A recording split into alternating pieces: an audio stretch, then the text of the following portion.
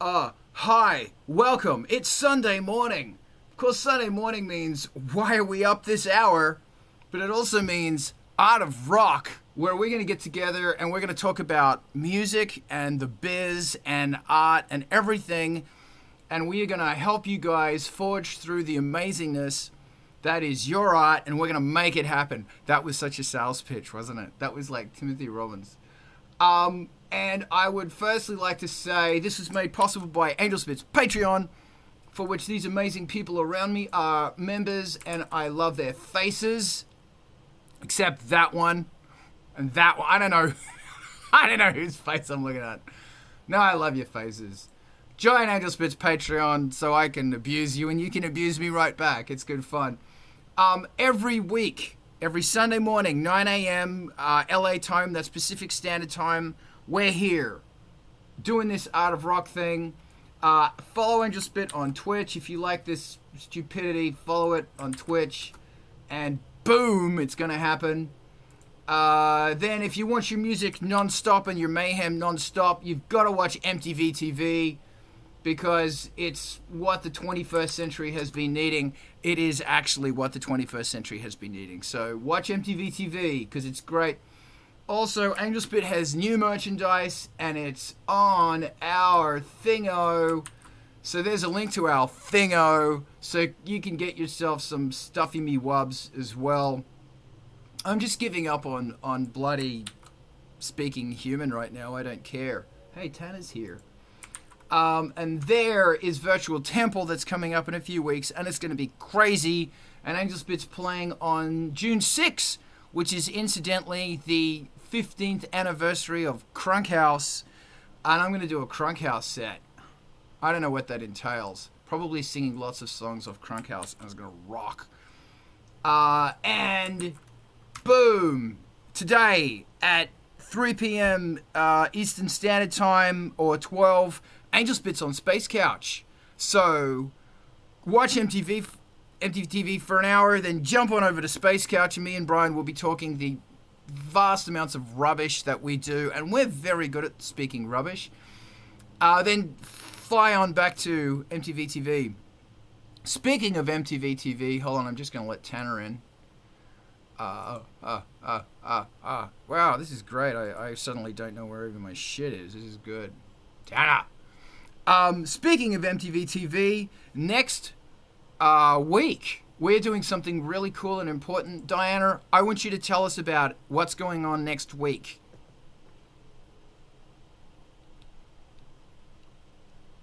You want to tell me? Tell me. Getting that mic.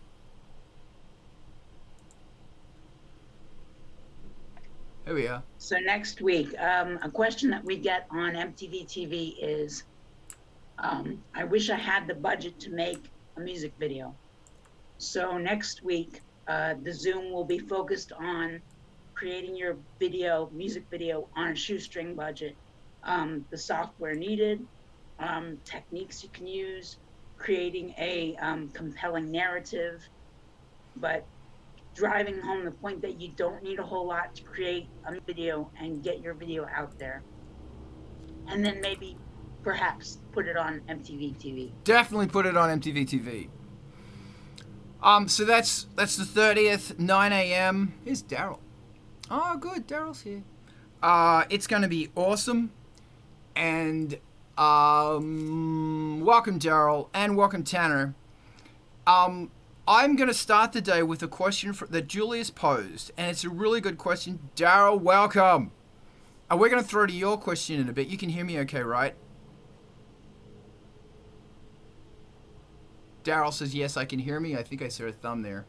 It's all about the thumb. That's my new song called All About the Thumb. This is a question from Julius, who normally joins us, but unfortunately today Julius could not join us because his bathrobe was getting cleaned. That's an in-joke. You really let everyone down, John. I'm really so disgusted. I'm going to find it. Too late now. That was a moment, and the moment's passed. You broke it. Okay, yeah, right. All right. So Julius asked the importance of networking inside the dark alternative music scene. How important is it? And this is a big one. Hey, Daryl, you can hear me, right? Excellent. I'm going to throw it open. I know Adam's going to have a lot to say, so I'm just going to throw it to Adam to start with, and then, and if you want to say something, throw up your little blue hand, or if you can't find your blue hand, just go, put your hand up, and I'll see you probably. Adam, go. How important is it? Go. The question is, how important is networking in our little scene? Yes. Fucking critical. I don't think there's anything that's more important than networking for artists in our scene, because that is what our support network is. Like, I think our scene, like, I joke about it sometimes, and I say our scene is a scene that has more cooks in the kitchen than diners in the restaurant. We have an like, our scene is built on creative personalities. Like, the people in our scene don't just consume art, they create art. Most of them do, in one form or another. We have a lot of incredibly creative people in our scene.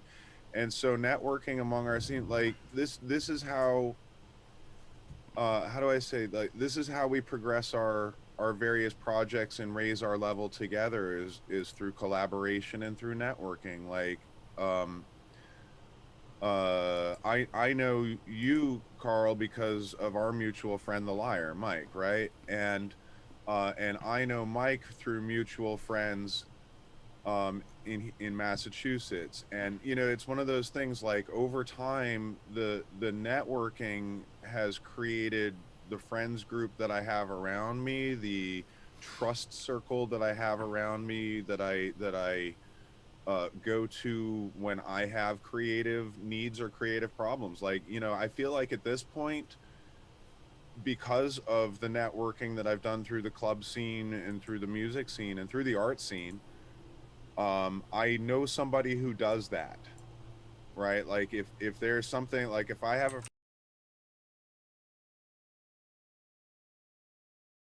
a logo designer or something, I'll be like, hey, you know what?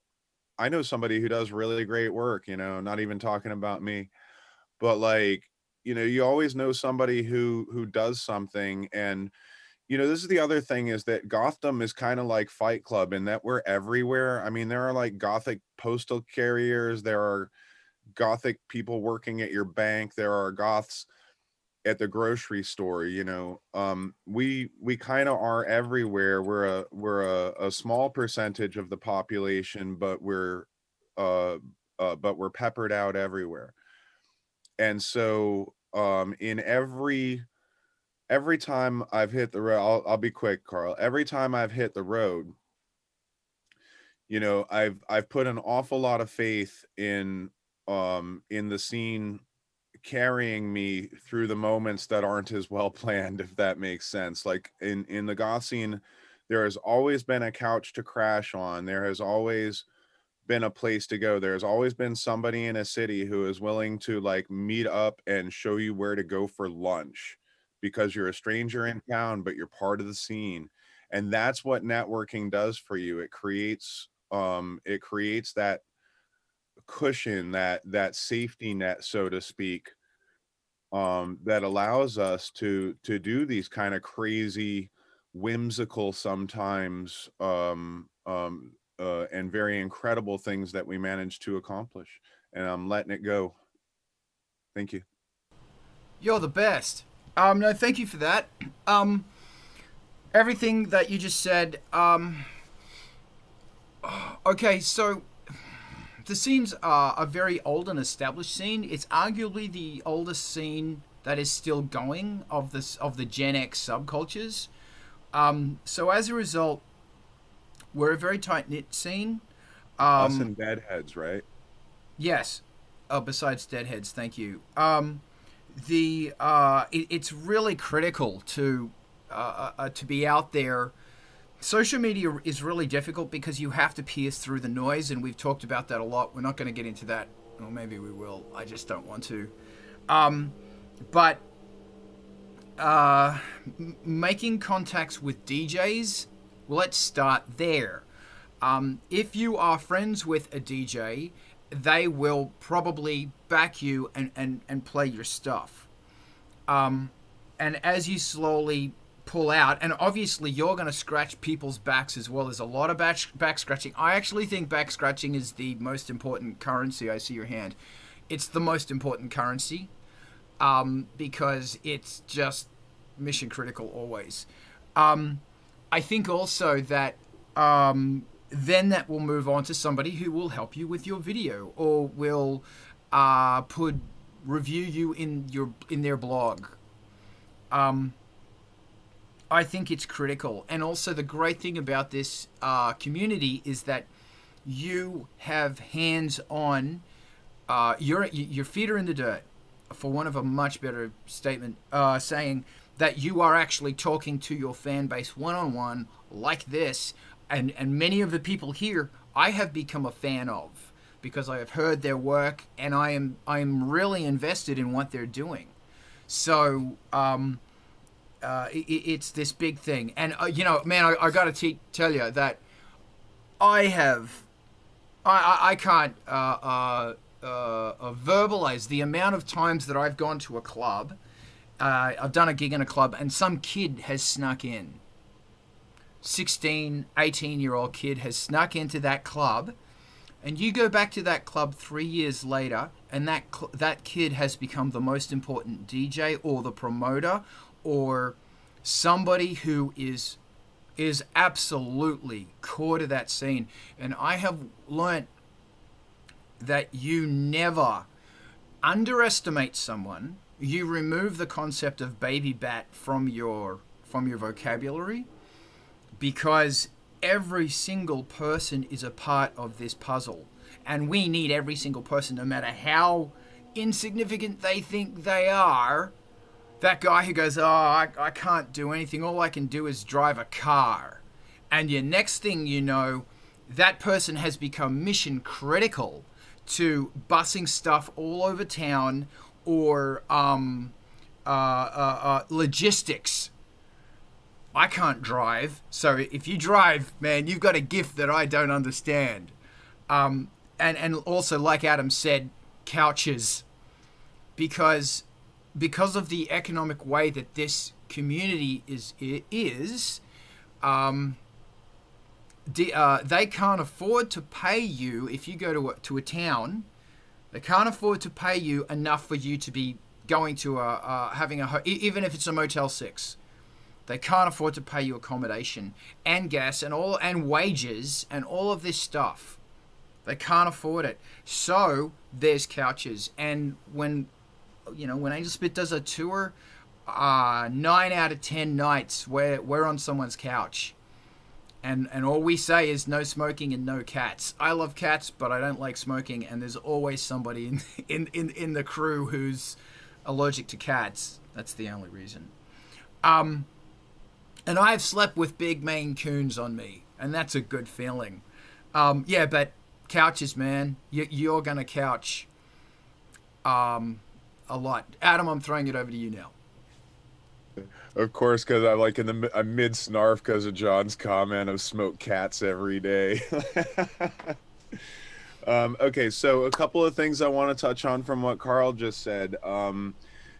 Having friends that are DJs playing your music. So part of the reason that having friends that are DJs that will play their music is because we fucking hear it that way. Like if you want DJs to play your music, you have to get it to the DJs. We spend a lot of time disc digging, don't get me wrong. We spend a lot of time hunting down music and trying to find you guys. It helps a lot when we get servicing from your labels, when we're on your mailing list and we get your tracks. It gives us a chance to decide how it fits into what we're doing, if it does. And of course, having friends that are DJs, if you're making music that's made for DJs, that's how you're those are gonna be the first people that play your stuff, because they're gonna be the first people that hear your stuff. The first people that hear my stuff are the people that are closest in my circle. The first DJs that get my stuff are the DJs that are in my immediate network, the ones that I've played with the ones that I've toured with, the ones that have played in my venue. What are you pointing at, Doesn't Carl? matter. Your beautiful synthesizer there? Actually, my cowboy hat. Oh, fuck. Your microphone's off. Yeah, buddy. yeah. My cowboy hat. It's a chat thing. Don't worry. What you were Oh. saying is more important than my cowboy hat. Go. Okay. The other thing that I wanted to touch. Well, I have two other things in your. Oh, you're beautiful, Carl. The other two things I wanted to touch on. Becoming a fan of other artists. I think that Diana and I have both had this experience with MTV TV already in the last few months, that we have received videos from artists that we didn't know that we would fucking love as much as we do. And I'm not going to go dropping names and stuff, but some of the artists that we have on the channel have absolutely blown us away. And the more times that we Drop hear names. it, Do it now. Drop names. okay, I'm going to give one, for instance, Bijou Noir. Who is a little bit outside of what you would typically think of the goth scene, but I'm hearing this stuff and I'm like, this dude is the next Kurt Smith. This guy is like the Tears for Fears in our scene right now. Bijou Noir is beautiful stuff. And I had not heard of it prior. Now, of course, I'm seeing all of their stuff because I found them on Facebook and I'm on the, I'm following their page and all that kind of stuff. And I'm following, I bought the record off of Bandcamp, so I'm getting all the Bandcamp emails. And it's like, now I'm being flooded with Bijou Noir. And a couple of months ago, I'd never heard of it. And go ahead, buddy. What does the lead singer look like? He's got a mustache and he's slender. Hair? Short hair. Color? All right. Brown. Cool. I know, and I'm just wondering because there's this other band like on white there. people hair color. Yeah, I know. I'm wondering. I don't because there's this other band on there, and this guy. I should find out the name of the band. He's blonde, very very blonde looking guy, and oh my god, I forgot his name. Brian, I think, plays drums in the band. Oh, Kalen. Holy shit! What's that band called? Yeah, that's another one. He's amazing. Great. Really, Yeah. actually good songs. They remind me of the guy that wrote Baker Street. Kalen Chase. Yeah. Kalen Chase. Great stuff. Yeah. What was it that I had said? Joe that Rafferty. Reminded me of, you know what I said it reminded me of was like life in a northern town, but in a rock and roll way. Yeah. But this is what I'm saying is we've got all this great stuff, and and that's the thing is like, how do I say this? People like music they know. This is one of the things that DJs will encounter, especially if you do general business stuff, weddings and corporate work kind of stuff. People want to hear stuff they know. They are afraid to go out and dance to stuff that they don't know because they don't know it and they can't predict it. And so more avenues that give people that exposure mean that more people know the music. Like, I think MTV TV is a good example of that. I know I keep going to it, but we're passionate about it. MTV TV is a place where you go, if you just sit and let it cycle through, you're going to hear stuff that you've never heard.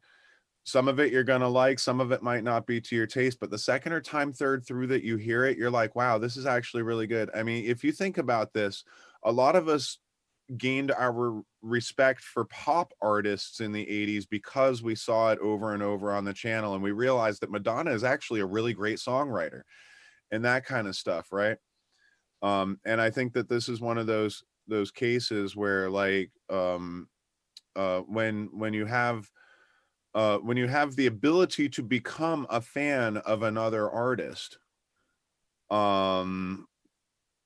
it blends back into that whole idea of building your network. Like, you're an artist, but you're a fan as well. Like, the reason that you got into music is because you were a music fan and you loved what other musicians were doing and they inspired you to do this. And it's the same with those other cats. They're your peers. You can be their fan and you can be their friend, Carl. This is another thing, talking, like, one last point, sorry. 16-year-old sneaking into the club. I was that 16-year-old sneaking into the club, and I had to hitchhike a lot of fucking miles to get there. It really meant something to me to be there. And that's why later in my life, as Carl said, I became the DJ, I became the promoter. I created that space for other people to come because it was so goddamn hard for me to get to. So if I could create a place for other people to go and be who they are, that was the most important thing for me. And the point that I want to drive home on that is finding value in what it is that we're doing. Like when you are 16 years old and you have to hitchhike 100 fucking miles to get to a club, you value very deeply the scene that accepts you into that room when you get there. You want to do something for those people, you know, those faceless, you know, black clad gray faces that you couldn't even name them all, but you love them deeply and you want to do something for them because you value so much the community that we are a part of. And I think that's a hugely important thing in this whole networking conversation, is that we have to find and realize the value, not just of the artists in our scene, but the people in our scene that can do, as Carl said, the driving, the organization, the management, the, you know, like creativity is only part of it. You need a network to get it out there so that other artists can be your fans, so that other DJs can find your music. That's what the networking is all about, both creating and getting it out there. And excellent. I am done. Everybody's got three things. One, Diana, please put those bands and their band camps into the chat. Two, bring me back to elders. And three, remind me about being an elder and a mentor. But I want to start by saying, so, and that's important. I need to touch on that. In a scene, if there are 100 people in a club, which is a pretty good club by today's standards, or an online thing, 100 people in that community, 95 are just going to go there and enjoy it. They're really important. They're just going to go there. And Adam, you might disagree. I don't care. 5 of them, so that's about 5%. Actually, let me say 90 are going to go and play with it. 10 people are going to be helpers. And they're sort of people you could go to say, hey man, will you do this thing for me? Will you do this thing to me? But 3 to 5 are going to be core. And that's including you.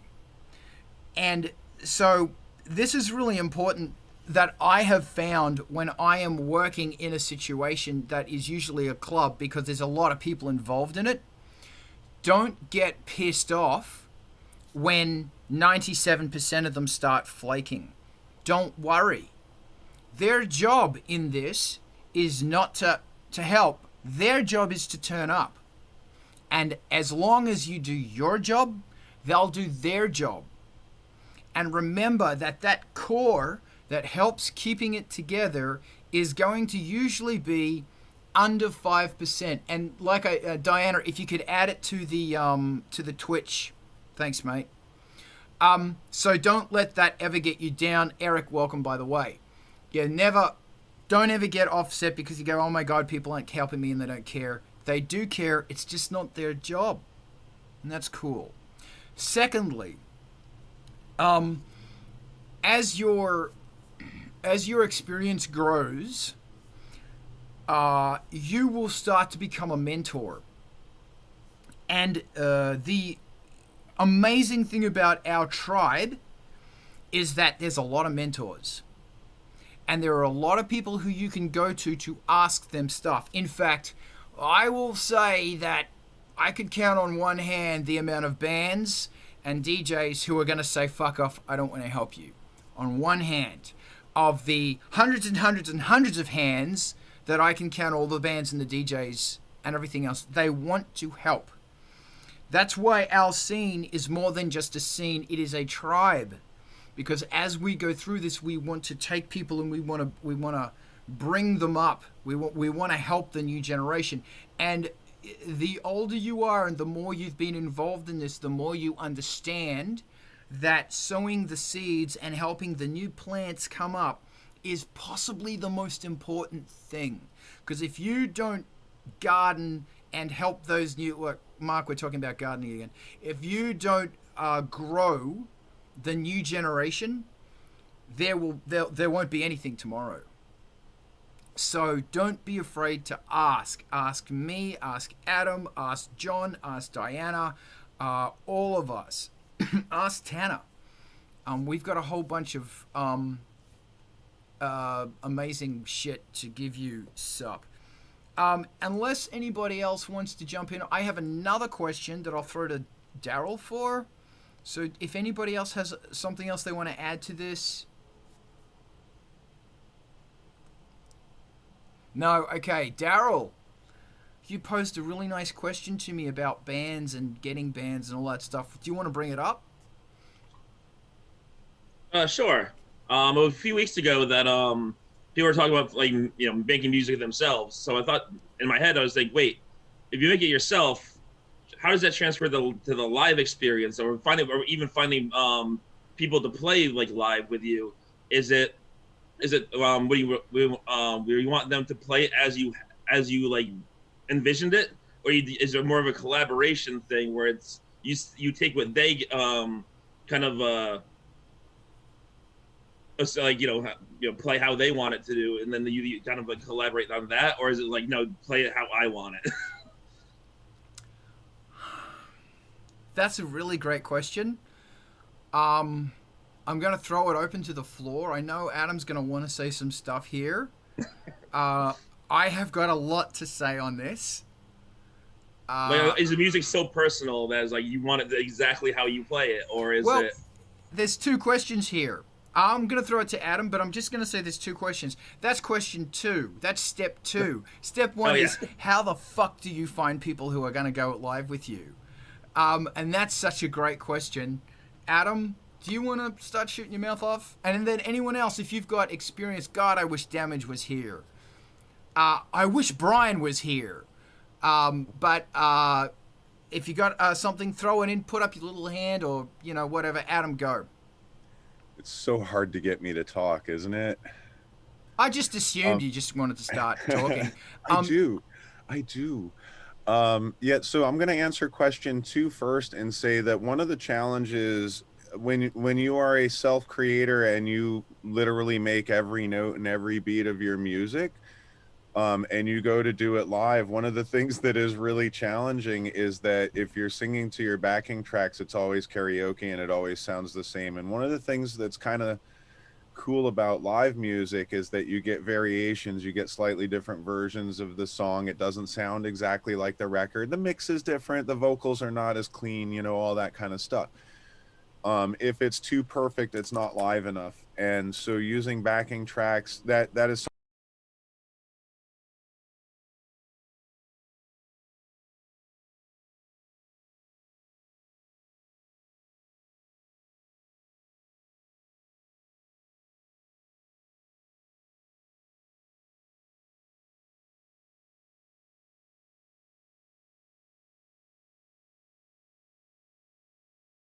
not people that want to play with me, but that all right, they're far away. And Carl, can you rewind 1 minute?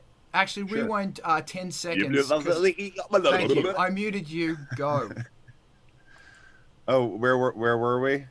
The problem you have with finding people to play live, and about if it's just you playing, it sounds like karaoke. But I just summed it up. Keep going. Oh yeah, well, okay. So the long and short of the answer to question 2 is that if you're playing backing tracks for your shows, they don't vary, and so that is a challenge. So in my case, what I've been doing is I've been trying to rewrite some of the backing tracks a little bit, extend this intro, like make this break longer for the clapping part. Those kind of things to make it a little different. When I have DJ Loki doing it, I can have him loop live for me. I can say, take that part a little longer when we do this or whatever. Finding other musicians to perform with me. So the big challenge, of course, during the pandemic is that we haven't been able to go anywhere. The musicians that that do want to play live with me tend to be kind of all over the place in the world. You know, we work in isolation because we can work in isolation. And so to answer your question, do I want a musician to come and play exactly what I have put down on the record? Not really. A big part of the reason that I want, like for instance, my friend Jim to come play guitar on this thing with me is because he's going to add a layer to to it that is not existing on the record. You know, if he comes in and adds an instrument that I haven't even put on the record at all, like maybe he'll replace one of the synthesizers in the mix or something like that, because he'll carry the arpeggio or whatever it is, or the drone, or just wash into what it is we're doing, or create some nice chunks to emphasize the stress beats or whatever it is. I want musicians that are going to come in and they're going to take what I've done. Now and then build on that, but the important thing is I have to be able to sing it. I have to be able to know where I am in the song. So if I am in a situation where I have musicians and I want to create space for them to improvise, right? So I might say, okay, you know what, we're going to add 16 bars to this midsection here, so that we can go off and we can get, you know, a little, you know, I don't want to say maybe guitar solo, but maybe it's a guitar solo, maybe it's a bass riff, maybe it's just a little time to like vamp out a riff so I can talk on the mic and say, hey, thanks for being here, good evening Cleveland, or whatever it is. But I don't want my live show to be exactly like the record if I can help it. I mean, I would say that up until the point at which I have a band playing behind me, it will sound like it'll sound less and less like the record the more live musicians that I add. So if I bring in a drummer and I'm saying, okay, here's the click track and I've got the sequences on that and he's playing along, as long as I can find where I am to sing, you know, and this is the other thing too, is that it depends a lot on your songwriting style. If you're making like for instance EDM music, right, it's a lot less about the vocal performance, the vocal melodies, the songwriting, right, where it's like hooks. If you're writing songs that can be translated into different genres, like then you know, then you can do like Nirvana Unplugged on MTV, right? Like you can take your rock and roll song and sit down with an acoustic and do it, or you can take your Depeche Mode song and sit down and do it with an acoustic. I can be done. Okay, thank you. All right, I want to throw this over to Tanner. I've seen your hand up. Take it, baby. It's yours. And then I'm going to throw to you, Eric. And then I'm going to fucking shoot my mouth off. Go. Can you guys hear me? Oh, yes. Okay, cool. So for me, when I get live members, I like my whole punk rock philosophy. I tell them, do whatever the fuck you want. In fact, be louder than the backing track, because I really don't give a fuck. And just be brutal. I tell them, play your own thing, but just don't kill the song. Because every musician knows how to follow along, I feel. I've never had someone come over and rehearse with me and then fuck up the song. They always made it more exciting. So, and then when I play alone, my philosophy is if your voice is beautiful enough, they don't care. Just do something different with your voice. Sometimes I will play with my synthesizers live. I'll make them do little screaming sounds or little bleeps. Or I have a sample board, but it's virtual. And I have my screams on there, but I've like skipped them and they sound like angry transformers. And then I just play those live too. I just click them here and there. And that's what I do. And then my thing is, I make friends with bad people sometimes. So I haven't had a new band member or nobody like that in the longest time. And I'm okay with that. It's fine. Because when you have band members, you have to split royalties. And sometimes they get into drugs and it can just be crazy. So yeah, but what I do is I do collabs. So I do collabs and then I split the royalties and they can perform it live and then I can perform it live equally. And drum machines don't get drunk. Yes.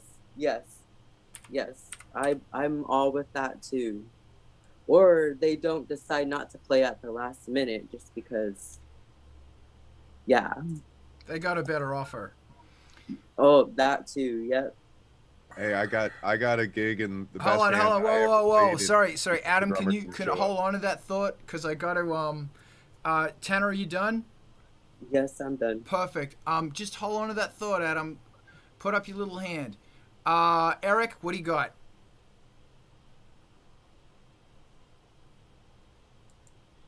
Yeah, so I've done a couple incarnations of bands and music. I changed my name a lot, but different things call for different measures, I think. Back in the day, some bands, I would write all the music and do everything, and I would get live members to play, and it's more of what Tanner was saying. I really liked what the other members that would come in and play the instruments would bring to the table, as opposed to, here's what I wrote and did. I liked hearing what the guitar player or the bass player or the drummer would come in and add to the live sound, and it always sounded better because you can get other people's influence into your music and be like, hey, I really like what you're doing. This is live. I'm going to do this with this. Is, just let them go off. I always liked that idea. It's pretty cool. Other things I've done in the past too, and Diana can attest to this with something I did called Reslep, was I did all the instruments in that as well, but then live you would export a different track and I would like cut all my keyboards out. So live it would be pre-recorded backing tracks of drums, horns, strings, whatever arrangements I had going, and I would cut the keyboards out, and then live I would play keyboards and sing. So you would get kind of a mix of what the album sounds like and then a different incarnation of playing live. So every show would be different. The keyboards might be different. I might play it in a different style, different solo type stuff, and sing differently. So it would be a mix of pre-recorded and live. That's it. That's awesome. Thank you. Hold on. I'm muted. That's awesome. Thank you. Alex, and then I'm going to go after you, Alex. Go. Yes, I think it goes back to the point from earlier that you have to have good connections, and then you can ask people you know, hey, I have a gig, can you play bass for me? At least that's for me. Like, I have several musician friends, and if you get to a certain level, then you can ask them to join you. So it's important to have like these connections, and maybe do the same for other people. If they need a keyboarder or whatever, then you can help them get their project off the ground. Yes, and to backing tracks, you can also add like randomization or other things in your sequencers to make it not as static, or maybe change up the tempo. Well, that's it. Awesome. Daryl, I want to have a conversation with you. So you are starting a band, or you have a band and you want to take it live. Daryl, could you unmute yourself? Because I want to... Oh, yes. Sorry. So you have a band and you're thinking about taking it live. I actually don't have a band, no. All right. So this is... All right, because I wanted to tailor this question to make sure that I'm answering you, because if you go, okay, I'm about to take this step, then, oh my God. Or is it just, hey, I'm just interested in how bands do it? Yeah, I'm not a musician. I have a bass guitar my brother let me borrow to try to learn, but I'm just a huge fan of music in general, so Okay. just how everything works. All right, okay. So here's my thoughts.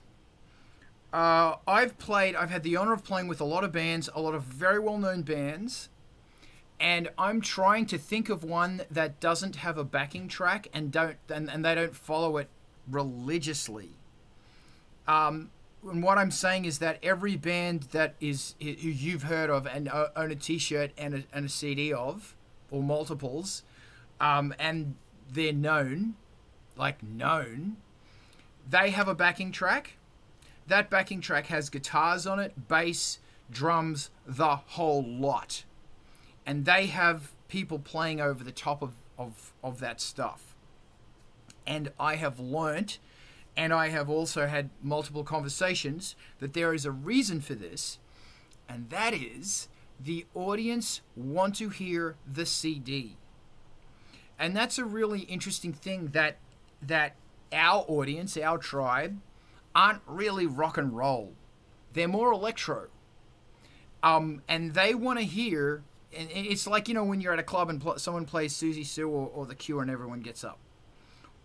But, excuse me, if somebody does a cover of The Cure, they don't get up. They want to hear the CD, predominantly. And I've noticed that when I go off script, like radically off the script, where the track becomes a live, and there's a balance here, where the track becomes a live, the word I'm looking for starts with I, interpretation of the song. It's so easy, because I'm a bit of a punk rocker. I like to rock. It's so easy for them to go, I don't know what's going on here. I'll go get a drink, or I might go play pool. So I stick to the script, and because that's what the audience feel comfortable with. So that's one interesting thing. When it comes to a live band, myself personally, I pride myself on my work with my electronics, and a lot of people who have worked with me have said, excuse me, Carl. Actually, they'll say, "You bastard! You should focus on all that synth stuff, because it's more interesting than your guitar stuff." And the thing about a live guitarist is, a live guitarist goes, "Oh my God, I just want to keep talking. I'm talking and I'm talking and I'm talking. I can't stop talking. I want to keep talking. Chunk, chunk, chunk, chunk, chunk. Talking, talking, talking, talking, talking." And that's great if they're sober and good. But the problem is that talking is drowning out all the electronic stuff. Sorry, Adam, am I keeping you awake? That's the electronic stuff that people like in your band. Once again, it's this balance. So when I work with the guitarist, what I will say to them, and here's a trick, is the first time you play the riff, as in verse 1 and in chorus 1, you will nail it. You will nail it like a classical composer. You will absolutely nail that riff. In the second one, you're going to start sliding a bit. You're going to start playing like Sonic Youth. You're going to slide it. Actually, no, you're not. I'll say the first verse is Rammstein. Really tight. The second verse isn't Sonic Youth. It might be Rage Against the Machine. Actually, that's a bad example because they're really tight as well. The second one, you're going to start sliding around. It's getting more rock and roll. The third time you state that riff, as in verse 3 and into the last choruses, you are Sonic you are Sonic Youth. You are no longer playing it like this or power chords like this. You're going to close your eyes and stick your fingers on the fret like this. And that's what you're going to play. And you might be playing some crazy, weird, diminished, smashed chord. I don't care. By that stage, I don't care, because by that stage, we are building into the chaos of this track. And I try and keep that going when I do stuff live. When I do stuff in the studio, I try to have that mindset as well, as that as the track goes, all of this well-stated stuff gets more and more mangled and more high, crazy energy. If it's a drummer, my instruction to them is play time. Bum, ka, bum, bum, ka, bum, or my bum, ka, bum, ka-dum, bum, ka. Straight beats that are going to drive through. If everything stops, people dance. If everything stops and it's just guitars, their guitars will make people dance. That drum is holding it down. It's not like boom, it's not something complicated. It's just laying it down. Make them riot. It's your job. I have a thing with musicians that join, and there is a song that you must nail. And I'll throw it open and say, and thank you for the Spinal Tap reference as well, Adam. I got that. The track is Hot for Teacher by Van Halen. So if you're a guitarist and you cannot nail the guitars, it ain't going to work. If you're a drummer and you don't sound like a Harley Davidson warming up, that's another Hot for Teacher thing. If you can't nail that song, then... And that really limits the amount of people I can work with. Because if you're going to work with me in a band situation, you got to rock. You've got to rock. And you got to know who Eddie Van Halen is and why he's important. You got to goddamn rock. And, you know, it's about cutting loose in craziness and control. And those two things are really important. And also, I don't care how crazy you get. You can play sloppy notes, but you must be as accurate as a sniper. Because timing is everything. And I'll harken back when someone talked about drugs. I've noticed that people I work with move 1/32nd, that's like half a 16th, off the beat after one drink. After two drinks, it's a 16th. Because I am really anal retentive and I'm listening for this sort of stuff. So I have a thing that if you have a drug problem, you're not on. Period. You're not coming. Done with that shit. If you want to get shit-faced drunk and we have a day off tomorrow, I'll let it slide unless it's your turn to pull out or unless you're driving. Because there is a thing called safety. Because when people get drunk, they break things, shit fall over, or someone gets hurt, or all of the above. My God, I can't stress enough that drugs are bad. Like, in a live setting, in a live situation, when you are going on tour is the hardest work there is. And people who say to me, as a musician, you've never worked a day in their life, it's like, dickhead, you've never been on tour. You've never done a 40-city tour of the United States or Europe. You don't know what agonizing. If you blow your back or if you get sick, you've got to keep going because you can't call a sick day. You can't stop. And everyone's going to get your sickness and everyone's going to pull a shoulder out. We don't have time to go to a chiropractor. We've got to keep going. But when we do, I want to thank Ralph again for bailing me out of that. The other thing to consider, my God, I'm ranting right now, I do see your hand, Adam, is the cost of bringing someone on tour. And I try not to do one-off tour gigs because the amount of work involved in setting up musically a tour is about double to doing one show. Because it becomes like mass production. Once you can nail one show, you can do a tour if you can do a tour. The cost of bringing somebody on the road comes down to how much can you pay someone, do you want to pay that person, and are they worth to you? Because there's a situation where you might say to someone, I'm going to pay you $500 a week, cash. And that person, 10 years ago, they may have said, yeah, man, I can do that because I want to go on tour. But now, there's a high chance they're going to say, no, I can't afford that because I got to pay dead rent on my place. I've got all of this other stuff I have to deal with. And sideline, society doesn't want you to tour. They don't want you to rock and roll because in the last 10 years, life has become so expensive and people have become so concerned, justifiably, about the price of holding on to their reality.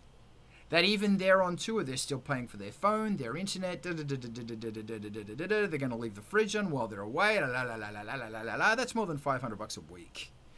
And plus, if these people are living in LA or New York or Chicago or a major city, rent. Oh my God, rent. And is that $500 a week also, because they're going to put that on their rent, is that also including food? Is that also including da-da-da-da-da-da-da-da-da-da? So therefore, as a band, you are responsible for one meal a day, and that might come from the show, it might not. It's a nice thing to be offering sandwiches for lunch, or a make your own sandwich thing for lunch, so they're not stopping at a McDonald's every time they stop. And if you have eating problems, tour might suck for you, because there aren't many gas stations that have good food. And I'll just say, I don't want to fuck it, I'll just say some certain fast food places actually have really good salads. But other places, if you eat hamburgers, you're going to die for a month. And I had one other thing I wanted to say. I talked about the interpretation versus the CD. So when all of these things go into the equation, and when the actual reality of how much it costs you to go on tour, and if you go on tour, all right, I'll take it one step further. If you go on tour, it's going to cost X to hire a van. And that van might be an 8-seater. So, because I can't afford roadies, and so I will go out with 3 people. That's 3 seats on the van, and 2 people are taking turns in driving because I don't drive. So now I have a bunch of seats left on the van. So what I'm going to do is I'm going to get the support band, and I'm going to say, here's the deal. It's not a buy-on, but if you help me pay for that van and put petrol in that van, this tour is going to be a lot cheaper for you in the long run. So jump on the van. Ta-da! Great. But now, so we've got the logistics and it's a lot cheaper, we have a new problem. And that is, do you remember how I was talking about sleeping on people's couches today? Before? 2 problems. One, where are you going to park the van? Because if you play a big city like LA or anywhere I've said, there is a van full of gear parked somewhere. And if you want to get your van broken into, San Francisco, let me tell you. So you have to, what's the chances of you finding somebody with a garage or someone? So the answer is someone's going to sleep in the van. The second thing is if you've got a van with 8 people, now 7 people, and that person in the van might get very fucking cold, FYI, and they have to go to the toilet, FYI, so the door's got to stay open, you know. It's really hard finding a place that's got 7 couches where 7 people can sleep. So the answer is really simple, and that is just take sleeping bags and just take rubber mats that you can do yoga on.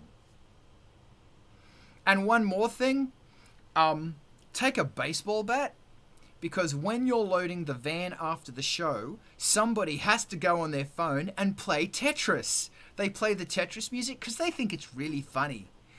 Use that baseball bat to smash their phone, because the first 10 gigs, it was funny. It's not funny anymore, mate. It's 3 a.m. One of my members is really drunk. The other one's had a fight with someone. I'm trying to keep it together. One of the support band is probably trying to get hooked up, which I have a problem with, because you do not take advantage of your supporters under any circumstances ever, because that shit could bite you in the ass later, let me tell you. And now it's a clusterfuck at 3 a.m. and I've been awake for 14 hours and working, and my muscles ache, and everyone's do. We just want to sleep. Please don't fucking play Tetris. Please don't. So that's the end of my spiel. I've probably really upset a lot of people, but I'm going to now pass it over to Adam. Oddly specific. That sounds like you experienced the Tetris one specifically. Yeah. And I'll just quickly, Adam, sorry. I go on tour with, I take Dark Fox from Poor Star out, because he is, of every motherfucking road warrior I've worked with, Scott is the supreme road warrior of rock. And because Poor Star go up and they set up these huge shows when they go up doing their conventions and their cons and stuff. So these guys, they can drive a van, they can pack a van, they come. These people are fluffies who are rock and rollers. Like, Scott and Austin are 2 of the most... And when you put those guys on your merch, they're going to push it and push it and push it. Don't start me on merch. But so go check out Poor Stars because these people are amazing. Scott and Austin, and I just actually sent them my New Rocks. I sent them like $1,000, $2,000 worth of New Rock shoes. Take them, yours. I know, because I'm never going to wear them again. But these guys, and because they'll do we do a show with them. A lot of the Poor Star crew come to the shows, and they're the best fun. But my only concern is that some of them sometimes want to play the Tetris theme, and put it in the Twitch chat as well, Diana. And it kills me. But I love Poor Star. Those guys are my brothers. Okay. And they're the best fun to party with too because they're responsible. I love them. Adam, floor is yours. All right, gonna run in reverse there. Your van security is definitely a really important thing. Having a secure, safe place to park is a big deal, or a window that you can look out of so that you can obsessively not sleep and stare out the window the whole night to make sure nobody steals your shit. That's always helpful.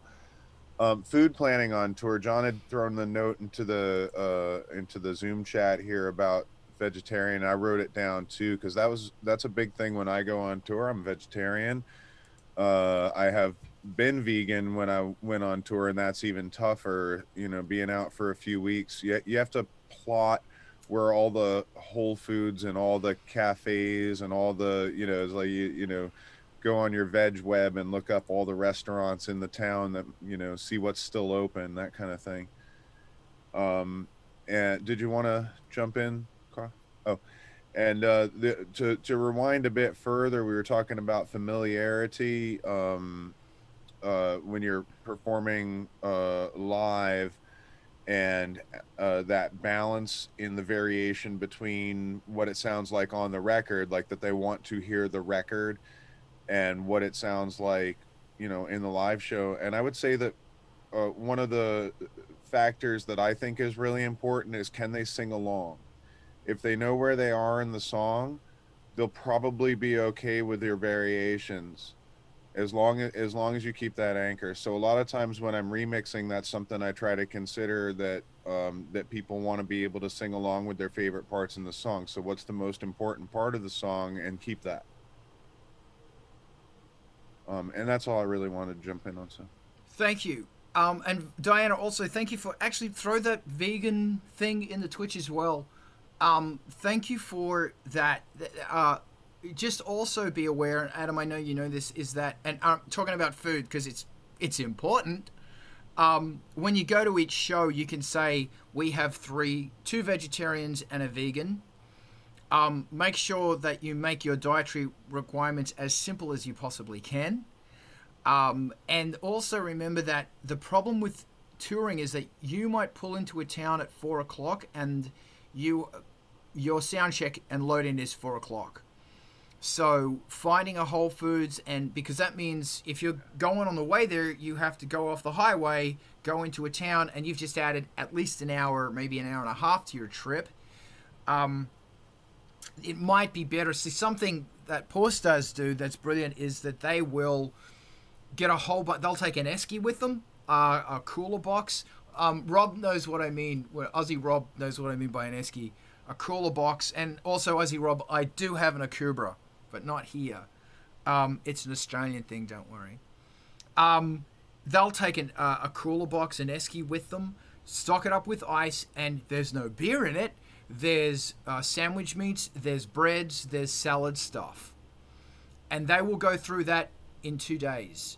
Then they will replenish it, change the ice, da-da-da-da-da-da-da. And by doing that, they save so much money. So much money. And we do another thing when we were on tour was we put it in the rider to say, look, can you get us a bag of salad, nothing else, just lettuce. And we would throw that in there too. And the next place we might say tomatoes and da-da-da-da-da-da-da-da. It's all these really funny little practicalities that you got to think about. It's like going on a camping trip with fussy children. And of all the fussy children, I am the worst. I have nothing else to say about this right now. I do have something else I want to... See, Adam, you see your hand. I was just gonna say real quick from the promoter producer standpoint, definitely put it in the rider. Let us, let the promoters know. I would always assume that there's going to be a vegetarian on the tour and provide options, because we would have the shows catered either sort of Middle Eastern or Oriental foods so that you can get a little bit of something. And it was always important to me to give the band a hot meal on the road, because I know that some shows they didn't, and they would be coming to my place on a Tuesday night. I'm like, I'm going to treat you like a king for coming to play on Tuesday night, because I ain't paying you as much, but I'm going to give you a hotel room, and I'm going to give you good food, and I'm going to buy you cigarettes. Tell me what cigarettes you smoke, I'm going to try to set you up to live for a couple of days on the road as best as I can as a promoter. So let us know, let us know what we can do to make your life a little easier when you're on the road. Thank you, Adam. Two things. Remind me, I want to tell a funny story about Gil in Philly. I may have remind me, I'll come back to that. Remember that when you play a show, you might be getting a fee of $100. As an example, because it's a nice round number. Remember that whatever catering and whatever is there, either you are paying for it or the promoter is paying for it. So what you want to do, if you want to work with that promoter again, you make that as tiny as you possibly can. And a lot of places will actually, that, how I was talking about that guy who cooks? Well, sometimes there's that guy, the guy who drives. The guy who drives in the scene becomes the most critical person. There's always someone who's a cook. And that person goes, oh my God, I love that band. I want to cook for them. So you might turn up to a place and someone is laying you out a meal, like a home-cooked meal. And I have eaten the most incredible shit on tour because people will lay it out. And obviously they're going to say, okay, we've got a vegan and a vegetarian, so here are two mind-blowing lasagnas. This one is vegan. This one contains meat. But remember, if you and you can say, oh, we drink this and we do this and we do this. You can say, oh, I want a bottle of top shelf beer and a bottle of top shelf rum and da-da-da-da-da-da. Either if the promoter is paying for that, you're never going to get booked again. If you're paying for that, you're going to make no money. And plus, you're going to be dealing with drunk people. So I don't ask for vodka, ever. And I did ask for vodka on the Lords of Acid tour because they said you can get whatever you want. So we got a bottle of Absolute vodka. And we didn't drink it because Angelspit doesn't really drink much. Except I did drink after Cincinnati because we had the next day off. I got so drunk. Anyway, we ended that with a box, literally, like 10 Absolute vodkas. And the person, we said, can we stay at your house afterwards? And they said, yeah, sure. Here's 10 Absolute vodkas. We'll drink one tonight, but you keep the other 9. So always let Angelspit crash on your couch because we bring gifts. I wanted to talk about Gil super fast. There's a guy in Philadelphia named Gil. It's Gil, right? You know Gil? He always dresses up like Jesus. Gil's bloody awesome. I love Gil. Everyone loves Gil. And he always cooks, and he's that guy who does, he's the backbone. You got the guy up front, Patrick, but behind him's Gil. And Gil's doing all the stuff. And the shows run because they're a great team and Gil's awesome. So we did a show, I don't remember where it was, and I turn up and there's a bowl of snakes. Rubber, little, jelly snakes. And it's like, and they go, oh, here's everything you asked for in the rider. And there are my jelly snakes. And it's like, I didn't say because I didn't want to be rude, never want to be rude, except to you guys. But, I'm kidding. I didn't ask for jelly snakes, and I looked around and said, did somebody ask for jelly snakes? No. So we didn't eat them. We gave them out to fans. We didn't know what was going on. Then the next night, we're playing Philly, and Gil's there, and he pulls me aside, really nervous, and he goes, look, I went to Chinatown, but I couldn't find... And then there was another show as well. Snakes. The next night, we're playing with Gil, and Gil pulls me aside, and he goes, look, man, I'm really sorry. I was looking for... snakes. I was going to go to Chinatown. I didn't know how to prepare them because they have snakes down there that you can eat. I didn't know how to prepare them. So instead, I made you this amazing cake. And I know you like chocolate. So it was the most insane chocolate cake I've ever had in the shape of a snake. And I went, Thanks, Gil. This is incredible. And I just put my hand on his shoulder because he was dressed as Jesus, because it's what Gil does. Gil, why are people giving us snakes? Because we've had 5 shows so far, and every one of them have had something. And he said, it's in your rider. And I went, no, Gil, it's not in my rider. And he pulls out the rider and he goes, right there.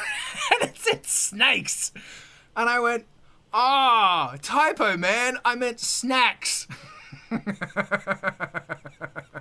So they read your rider. Be specific. And there's a reason why they did the whole... I don't know. I could go in... Okay, no, I won't. I've told that story. It doesn't matter.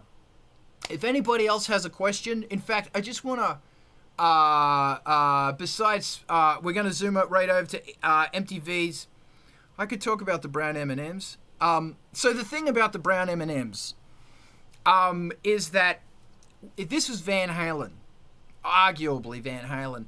And in their tech writer, because they were playing all of these tiny regional areas that didn't have massive stages. So they had an engineering requirement to be able to build a stage that would hold the content of the 3 semi-trailers, 18-wheelers that they took with them on tour to set up this huge thing. And if it wasn't up to that spec, shit was going to fall over. People were going to die. So they had this huge rider. And one of the things that they had buried in the fine print was a bowl of, it was actually Red Smarties or something. I can't remember what it was, but it was right in the middle of the rider. There it was. And if they walked into the dressing room and there wasn't a bowl of red M&Ms or whatever it was, that random thing, they knew that the people didn't read the tech rider. And therefore the stage might not be up to spec, so they would spin on the heel and walk out the door. Show's off. Unless you can prove to us that you read every point of that spec and it's up to spec. Besides the amazing Twitch MTV TV that we're going to raid to after this, and then the incredible Space Couch that's on Brian's Twitch that I'm going to be on at 12. It's pre-recorded, but trust me, it's very funny. I have a relative thing. Yes, thank you. Today is an important day. It's someone's birthday. Does anybody want to guess whose birthday it is? I'll give you a hint. I know. Bob Moog. It's Bob Moog's birthday. It's also Lorelei's, isn't it? Yeah. But Bob Moog's had a slightly bigger impact, so I want to talk about Bob Moog. So, Bob Moog, and this has everything to do with the creative process. The rumor is he was an amazing piano player, but he didn't say he was a musician. He was an engineer. And his job, his drive, was to create an electric instrument that could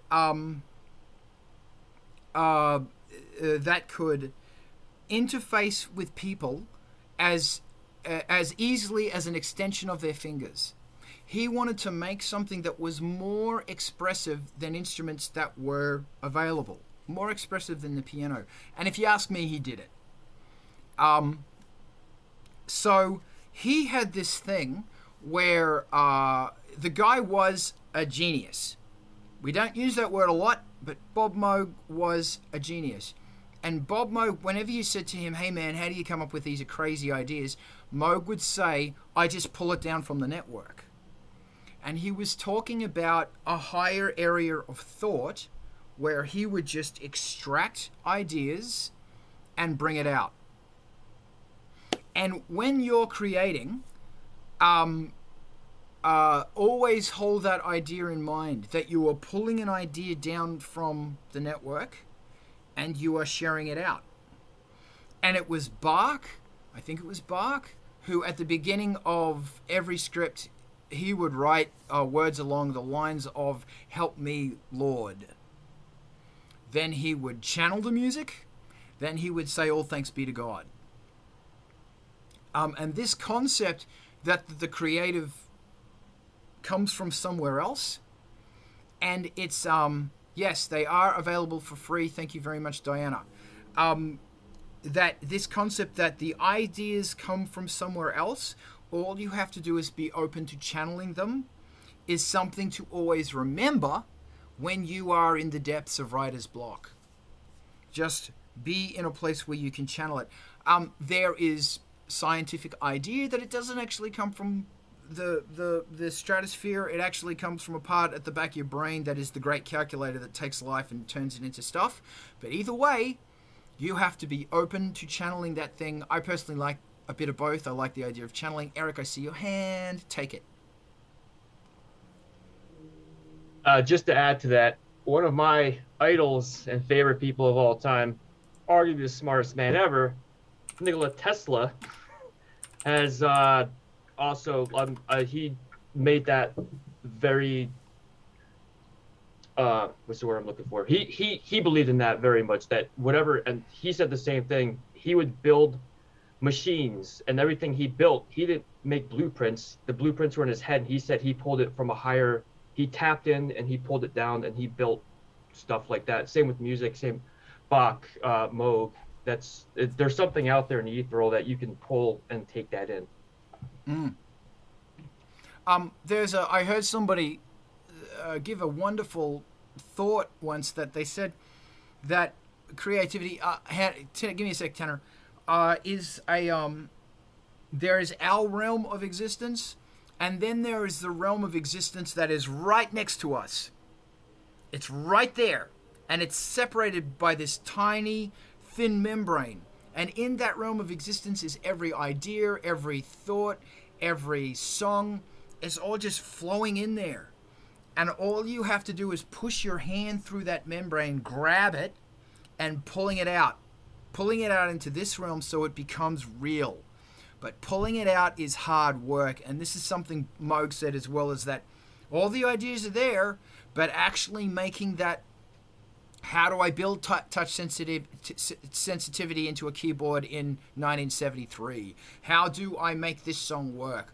All of these things, that's the 1% inspiration. Here comes the perspiration. Tanner, take it over. The floor is yours. So yeah, I love this. This is very metaphysical, and this is something that drives like a lot of my songs. I want to see your face. Show me your face. Okay. So this is something that I take very seriously, because before I discovered this realm, I could not make music. I could not do anything, This realm that we're talking about, this is where I get everything from. And I think it's like so important, because when you have a writer's block and you're like, oh, there's information all around me that I can't see. And it's even scientific. Like our eyes, they only see like a small portion of what's there and what's not there. And that always trips me out. Like, so there's things in front of me that I can't even see. And then I'll start writing about, oh, it could be this. Oh, it could be this. And you start imagining things. You start getting pictures in your head. You may even catch yourself closing your eyes, standing over your keyboard, and this information is just coming through you. And then you play a key, and you're like, oh, I'm done speaking. That's great. Thank you. It's really interesting, because this is something I really battle with. And that is, I'm going to make, hold on, give me a sec. That is faith and trust. Hold on. Sorry, making a time point.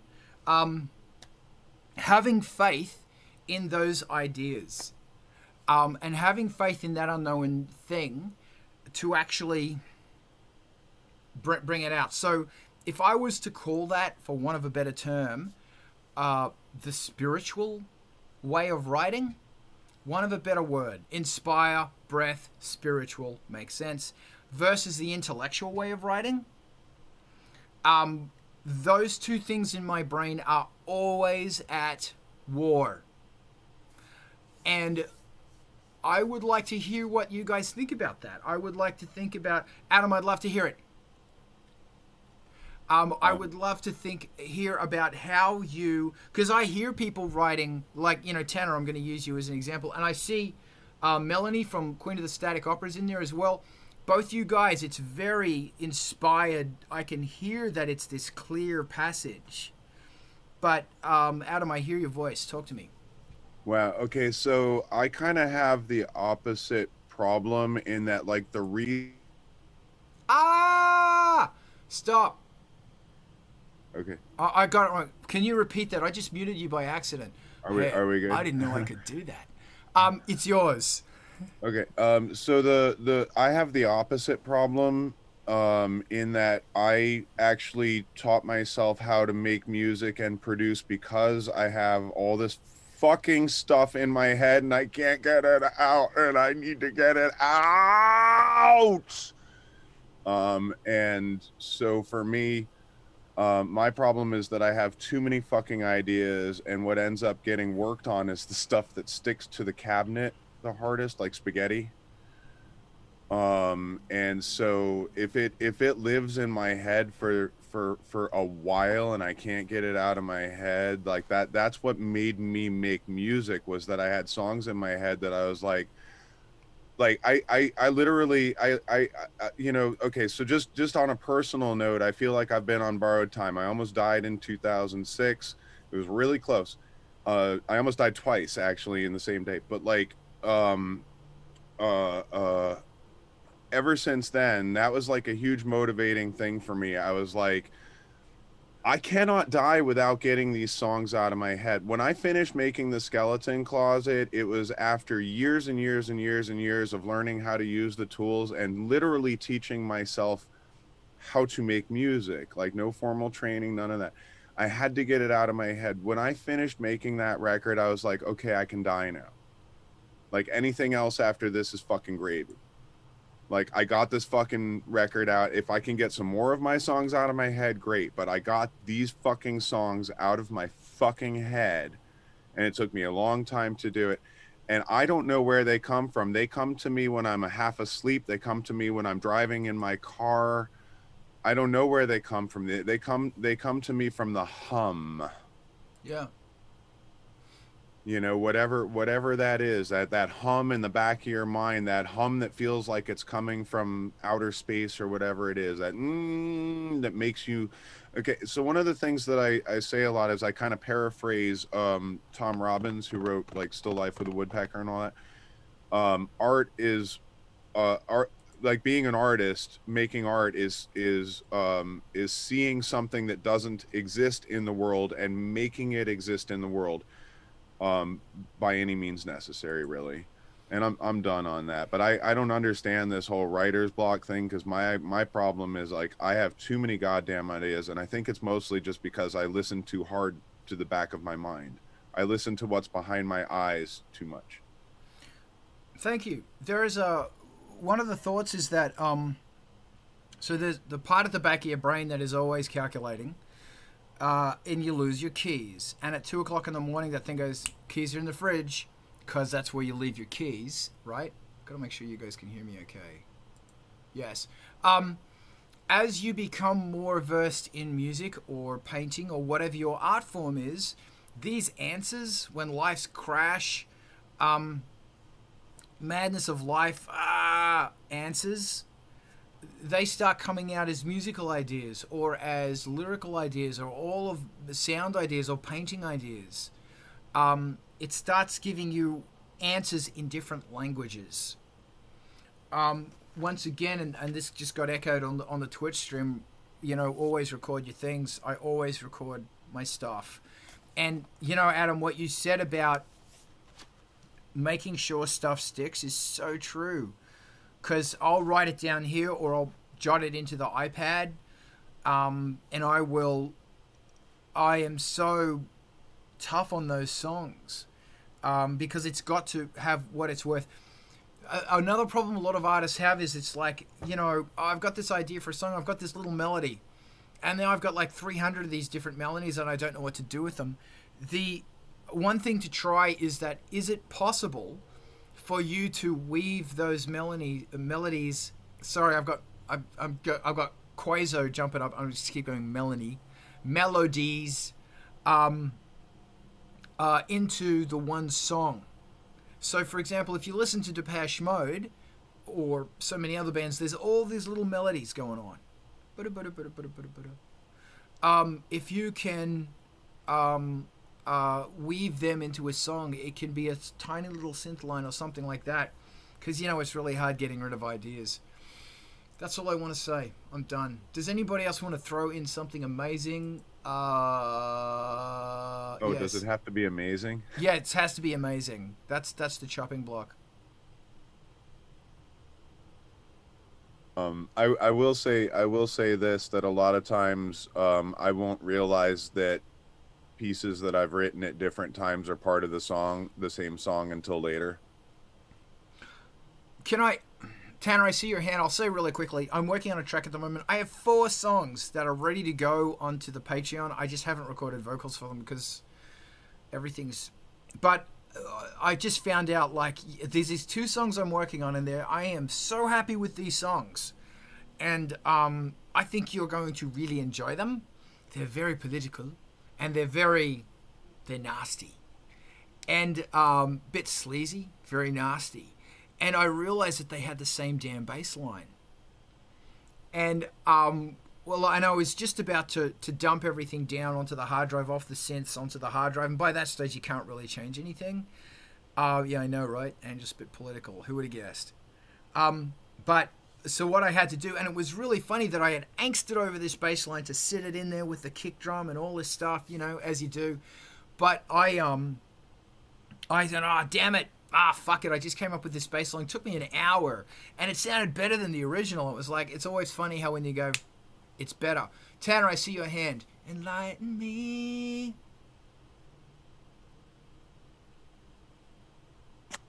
So, again, I was going to talk about that thing in the back of your head that's always humming. That humming thing is supposedly the Om or whatever, and it's the sound of nothingness. It's the sound of the universe, the sound of creation. And then if you ever feel stuck, you can even play the Om and then like try playing some beats to it or a riff or whatever, and you will come up with something, and it'll be different each and every single time. Or you can use your modular to create the Om. You can use your... Speaking of... You can use your modular to create the Om, and then you will suck out information like out of that.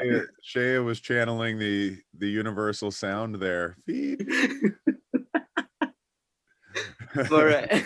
I'm done speaking. No, I like what you said about varying it though, because actually when Zug was talking about Depeche Mode and the multiple layers of melodics in that, what happens with me with the way that I write counterpoint is that I'll be drifting and dreaming on the one thing, and the other one will sort of start to vaguely intrude, and then I try to listen to it, in my mind, like listening to it in the back of my mind, like trying to hear it, as you say, in the Om, however you want to express that sort of abstract quality.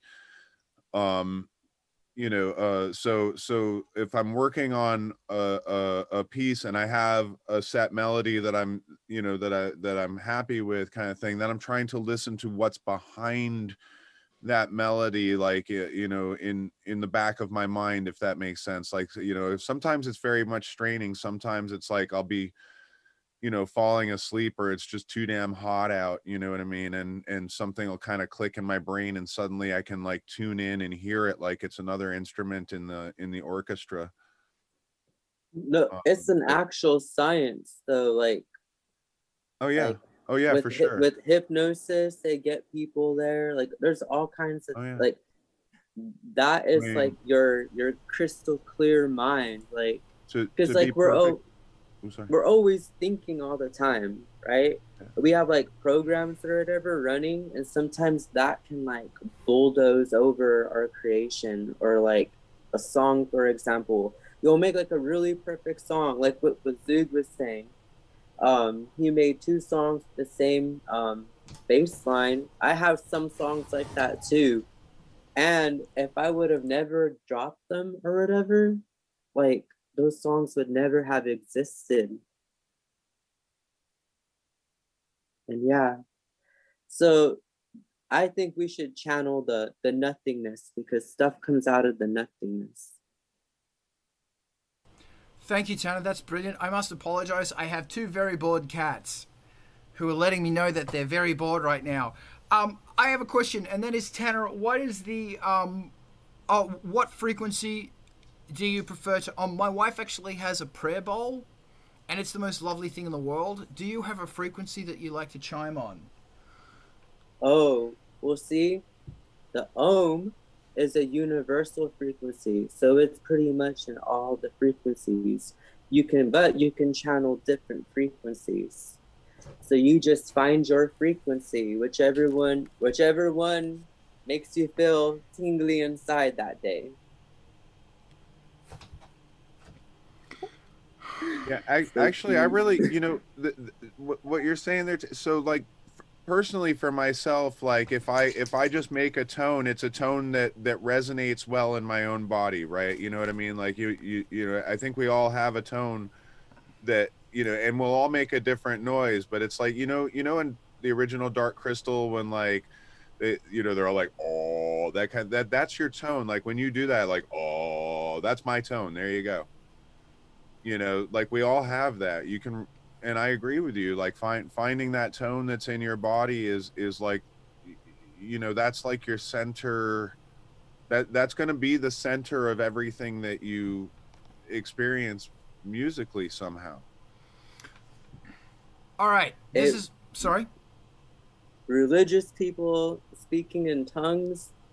Some people have written some poems and the prophets of old. Okay, it's just from using your voice as a ladder, I guess. And it could even be other instruments too. Like, it really could be your modular or a prayer bowl. Prayer bowls are wonderful. Or a tuning fork. You get the tuning fork resonating your brain. Ooh, it does something. But yeah. So this is a very interesting question because, once again, metaphysics. Let's go there. It's really interesting how everybody gravitates towards a tone, literally a pitch, and that's a part of the whole. Is it 432 frequencies versus 440? That's a thing. Like, there are operas tuned to 432. Debussy was a big one for this because it is more in line with the earth tone. So, because my big question, where I'm going with this is perhaps something for us to try. Whether you are doing electronic music or acoustic music or whatever, can you find that tone? And it's like a challenge to y'alls. Daryl, you might get that bass guitar and find it and just sit there and, zone out on it. Alex, I know you've got a bass guitar as well, I think. No? Yes? Thank God. That would have been embarrassing. Get that bass, Alex. Don't worry about it. And he's getting it. Yeah, there it is. It's pretty, Vince isn't on, because Vince usually, get that child and tickle that child until they resonate there it is, at that correct tone, or the cat. But seriously, to find that tone, this could be something that you might want to try. Like, that's a nice bass, babe. That's sexy bass. It might be fun to try this. It's done a lot of people a lot of good for a long time, is to find that tone. Because, so much of what I do is in D because it's the saddest key of all. But also, I resonate to D because perhaps I am the saddest person of all. I don't know. But every time I get a melody in my head, it's D. I'm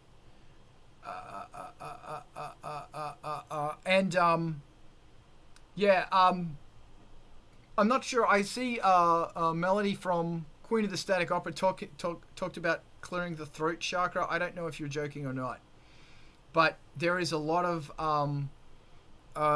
there's a lot of truth in this.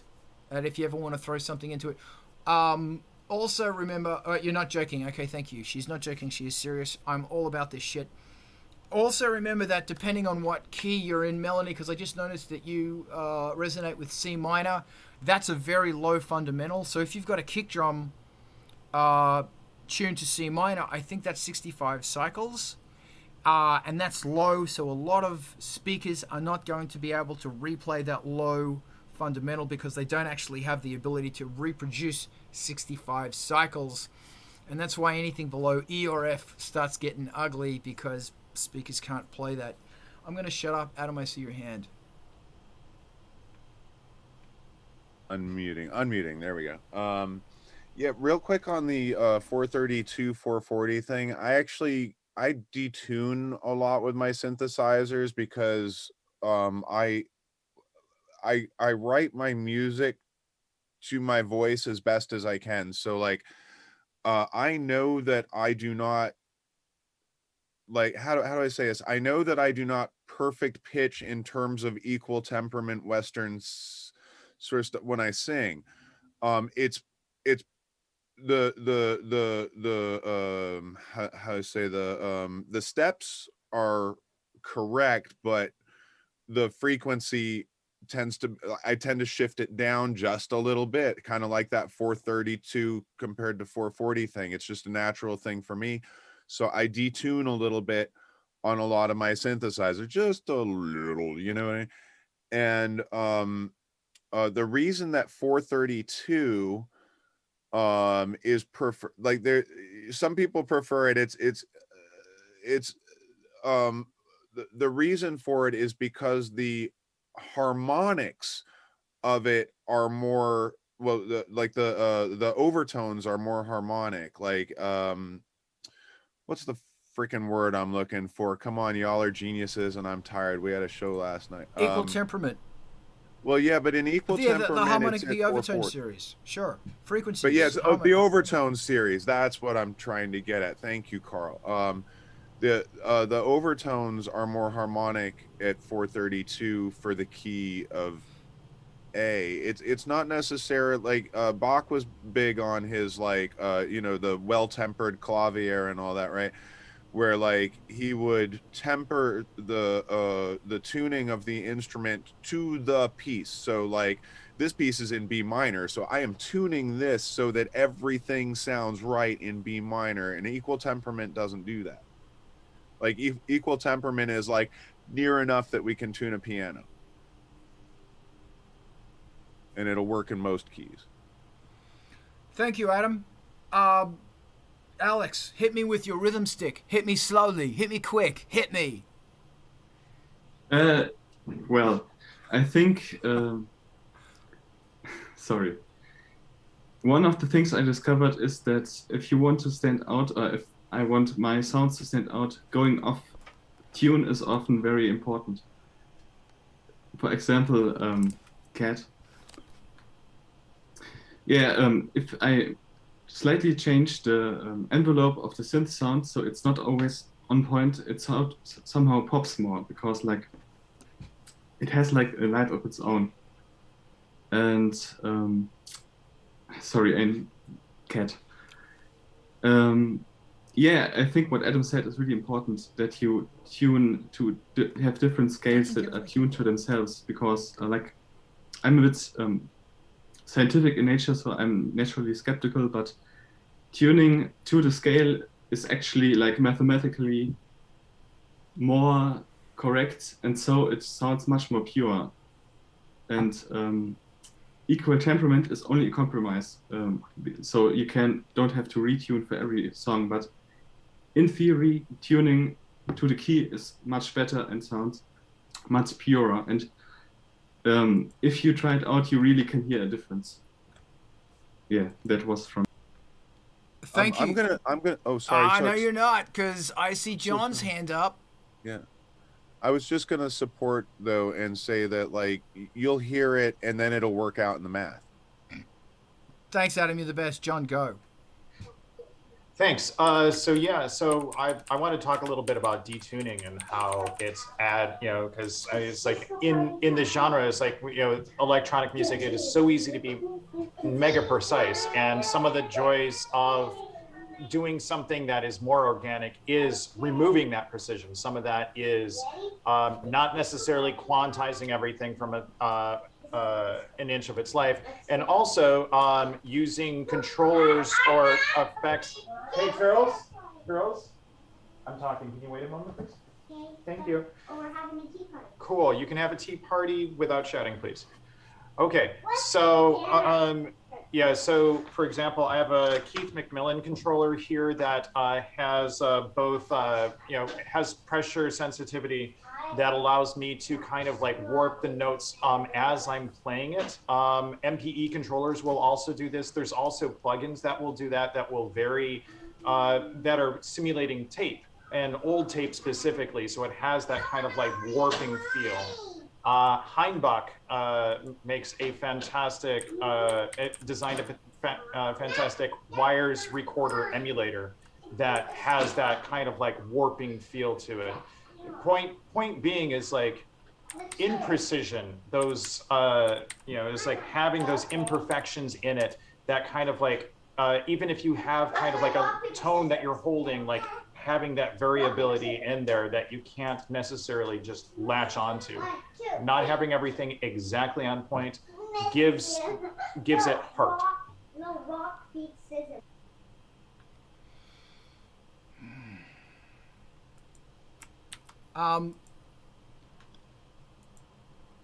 Alex, I see your hand.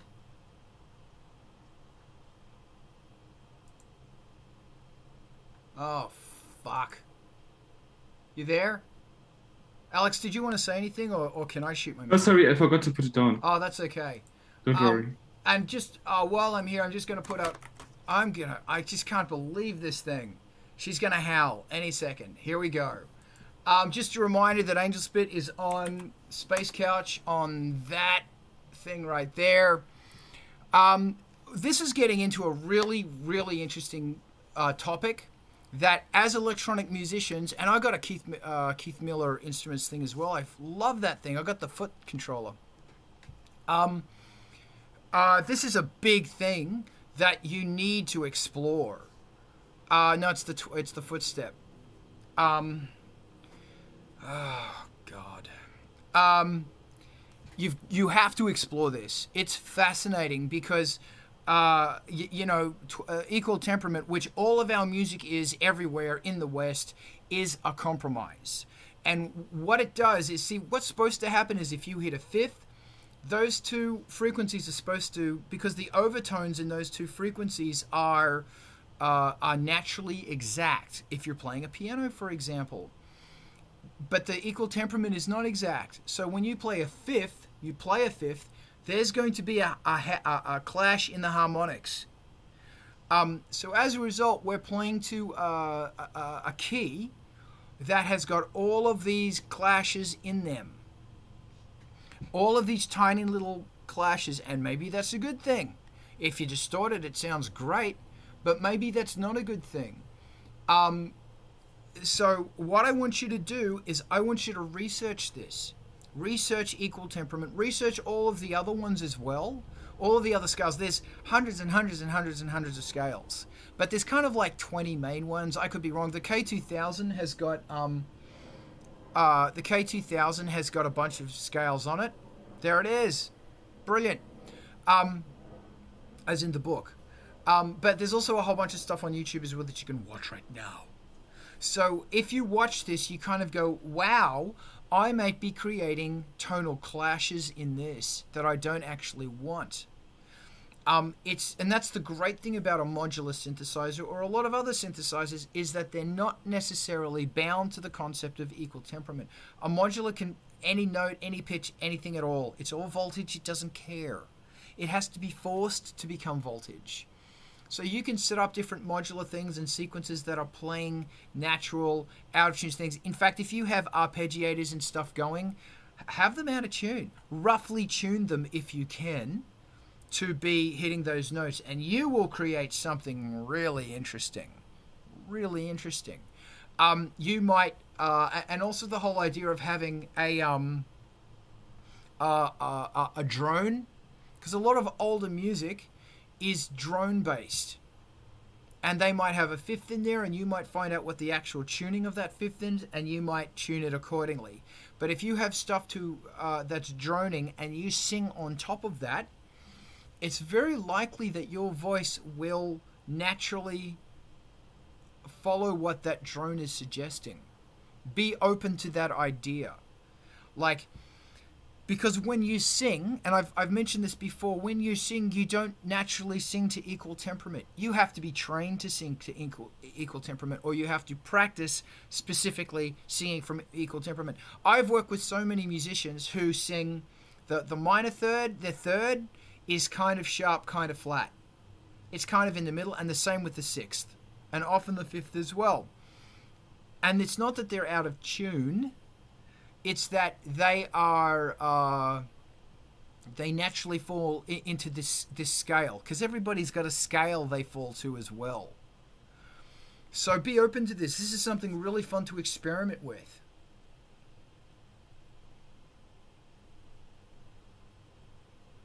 That's all I got. I've got lots more if you want me to go there. Alex, is your hand up or is it stuck? No, this time it's for real. Hit me with your rhythm stick, Alex. Hit me slowly. Hit me quick. Hit me. One thing that's really important also is not to obsess about one way of doing things. Like totally in tune and totally out of tune. I think you should consider it as like colors in your palette, and then use it whenever it fits or you want it there. And also, if you have fluctuations in your pitches, it sounds really good if you have a short delay behind it, because then you sort of get this chorus effect, and it makes it sound like, I don't know, really special.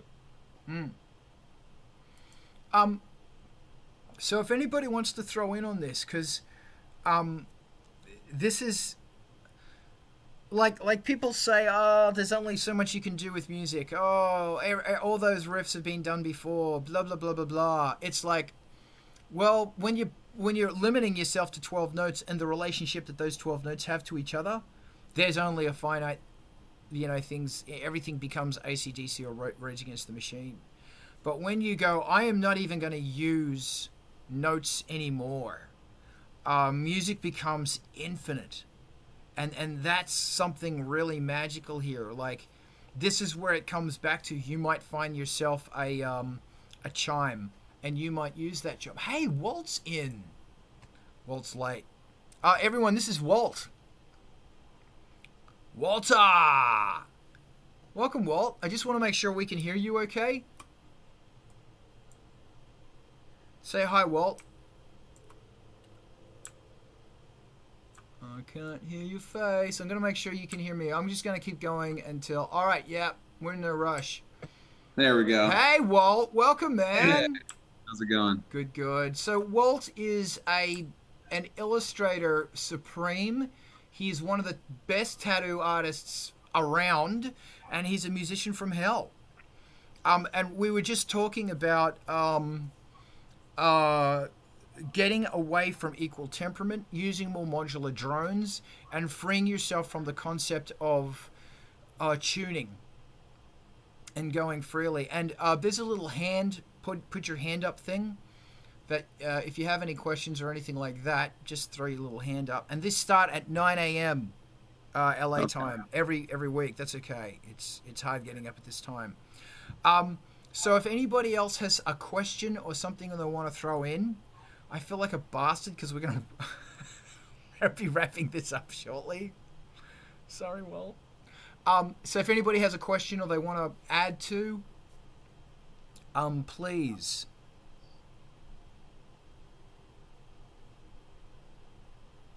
Adam, go. I've been digging over here trying to find a track that I wanted to bring up that is like really cool use of detuning.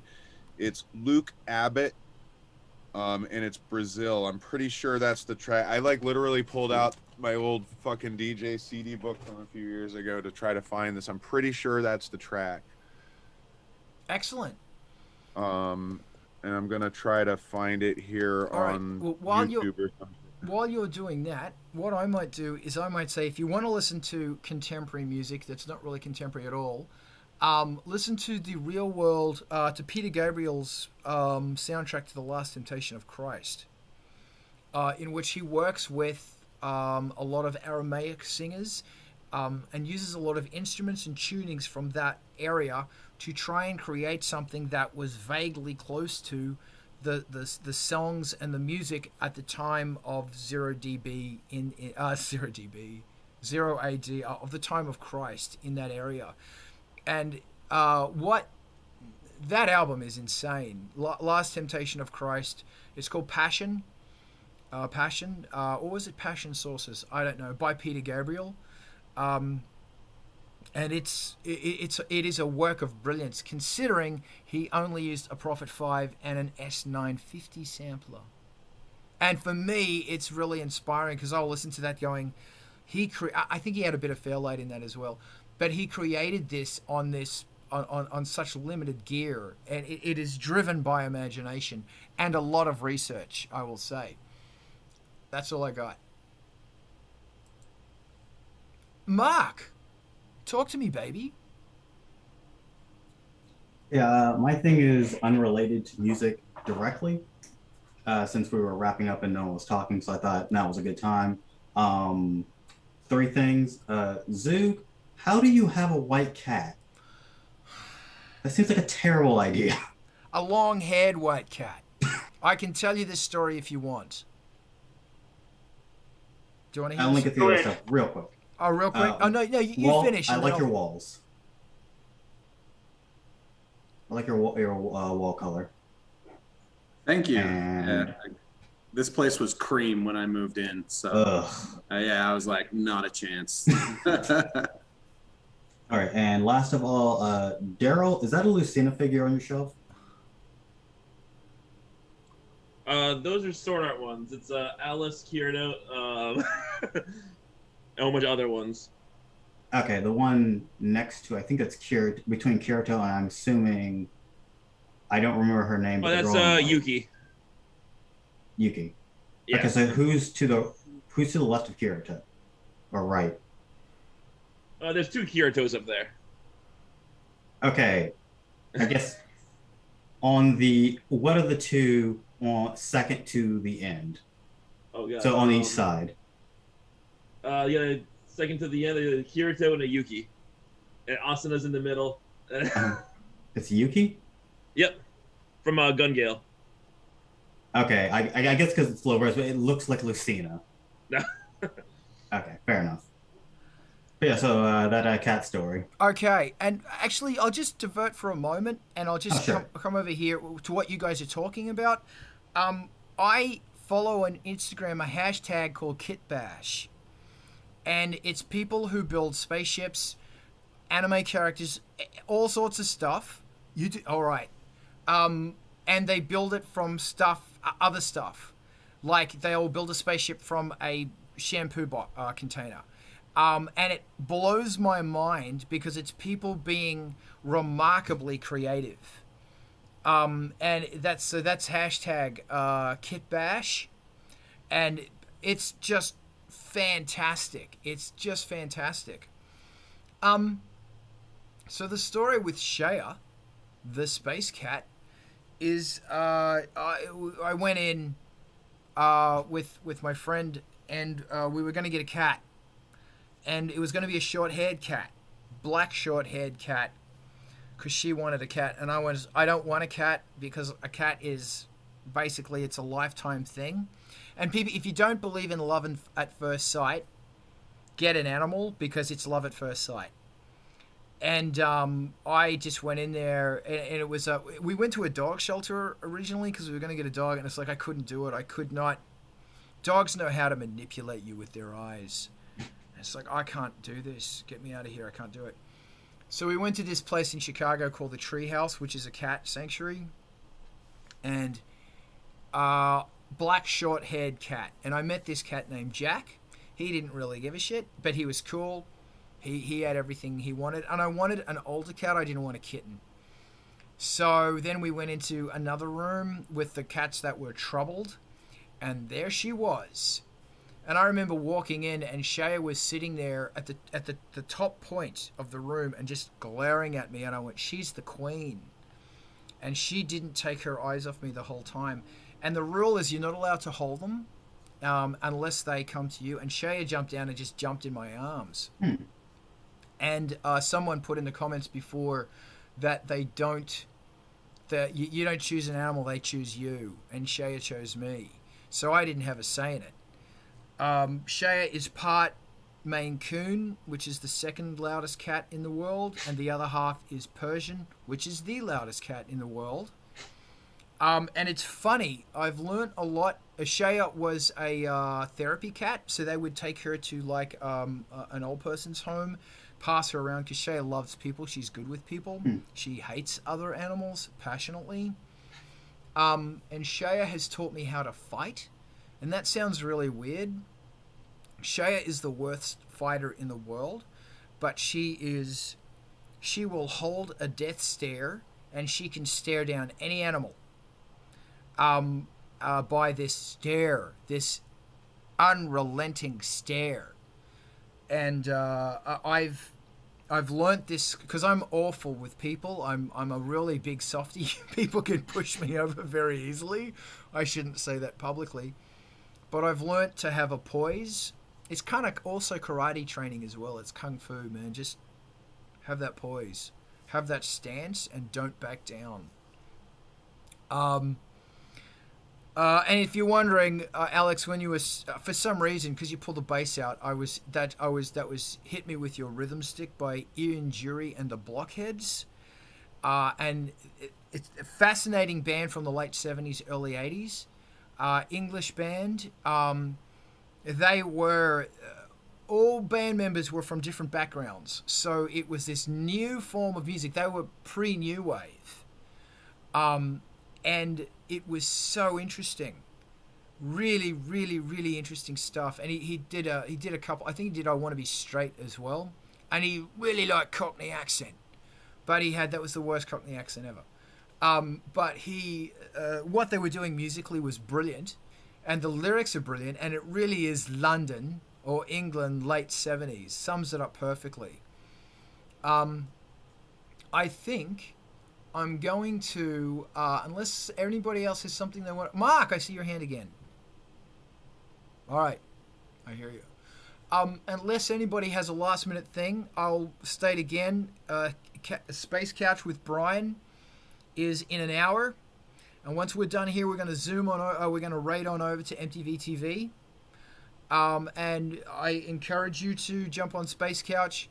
And if you're in a band or you have anything, remember, send your stuff to MTV TV. Then Diana, remind me about next week because it's going to be amazing. And bands, not only do you send your stuff to MTV TV, but you promote them once a week, once every 2 weeks. Mention them in your social media. And if you ever do something like this, like playing a gig, playing a show, always raid your Twitch to MTV TV. Because MTV TV is this is the core that our scene needs. This is where we are going to go to I have discovered more new bands from MTV TV in the last 2 months than I have being active in this scene for the last 15 years.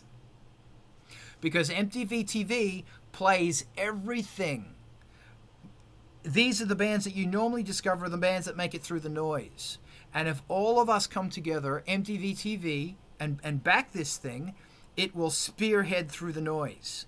And those bands that you need to hear, and that video you need to hear, and the diversity in our tribe, you will hear because everybody is a part of this. And when bands like Frontline Assembly and other big name bands are going, wow, we need to follow MTV TV because they're now sending their videos in, I advise you to jump in. And like I said, it doesn't matter how big or small you are, you will get paid. Especially when people like me and others are now going to start VJing, which is why I have the green screen up, doing guest spots on MTV TV. And I'm focusing on weird music. I love weird music, so I'm going to play all the weird stuff. But everybody's already playing the weird stuff, but you know what I mean. And remember, always raid back to MTV TV because we've got to keep people invested in this. And even though I look over here, I know they're playing Queen of the Static Opera. I know they're playing May Graves. They're greatly playing Angelspit. They're playing some Damage. They're playing some Demon Hate. Brett, who's usually here. And John, you really need to get your music, mate. And next weekend, remember... we got John even to help us do a special piece for. Oh, cool! I think I saw MTV. that. The robot, yeah, the adopt an older robot today. I think I saw that. Yeah, that John helped us out with that. I do industrial ambient, but like the one thing that I have on there is a novelty song about robots. I remember it. I saw it. I did great. see it the other day. And there's also a new set list up there with MTV TV. So there's so much amazing music. So you can just watch it anytime and you're going to find something new. And you need to get your music on there next Sunday at this time at 9 a.m. LA time, which is 12 o'clock in New York or 4 p.m. in London. Bad Cockney again. Sorry. We're going to be playing around with it. I think we might have a few guest people as well. And actually, Melanie, do me a favor, email me and I'll send you the link for this. For people who make their own videos, we're going to talk about this. We're focusing on making videos, and if you guys have got questions, throw them on in there. Adam, talk. I'm just pumping it up through the roof because I think this has been a really big question that we see come up a lot is how do I do this? Like, how do I do this on the cheap? I can't afford to make videos, and we just keep saying we are all broke. We are all starving artists. There are resources out there, and so that's what we want to try to do. Is we want to get ideas from the people that are making videos on our channel at all levels, and what resources are available out there at different from free to professional stuff, the tools that are out there, the stock stuff, how to, ideas on how to use minimal resources to make something impactful.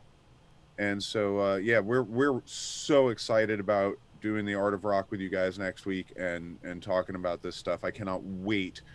I know. I have a ton of ideas that I want to get out there too, but I know I'm gonna walk away with like 3 times, 5 times the amount of ideas by the time we're done, and I need that because I too am a starving artist making videos on less than a pizza budget.